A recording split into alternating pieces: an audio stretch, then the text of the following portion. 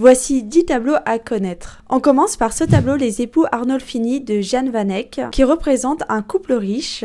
Un des éléments intrigants de ce tableau est le miroir au centre, qui reflète les deux époux et aussi deux autres personnages, dont l'un serait peut-être le peintre lui-même. On poursuit avec ce tableau de Georges Seurat qui se nomme « Un dimanche après-midi à l'île de la Grande Jatte ». Ce qui rend ce tableau exceptionnel, c'est le procédé utilisé qui est le pointillisme, et Seurat a passé 2 ans à réaliser ce tableau. Ensuite, on a ce chef-d'œuvre de Léonard de Vinci, La Sainte Anne, la Vierge et l'Enfant Jésus. C'est un tableau inachevé, mais on peut voir que Léonard de Vinci a utilisé les techniques de sfumato, ce qui donne aux œuvres un aspect onirique. On poursuit avec ce tableau d'Édouard Manet, Le Déjeuner sur l'herbe, qui a fait un énorme scandale à son époque, entre autres parce que la femme nue n'est pas idéalisée et parce que Édouard Manet n'a pas respecté les perspectives. Ensuite, on a la grande vague de Kanagawa, que Hokusai a réalisé à l'âge de 70 ans, qui est l'une des images japonaises les plus connues dans le monde. 6e tableau, ce sont les nymphéas de Claude Monet, et il faut savoir que quand le peintre a réalisé ces nymphéas, il était atteint de la cataracte, ce qui signifie qu'il ne voyait quasiment plus rien. On continue avec Grant Wood et son tableau American Gothic, qui représente un fermier et sa fille. Ensuite, on a Composition 8 de Kandinsky, et le but de Kandinsky, c'était de représenter à travers ces tableaux des émotions, des vibrations, des sons, pour créer une sorte de musique virtuelle. Avant-dernier tableau, c'est celui de Picasso et ses Demoiselles d'Avignon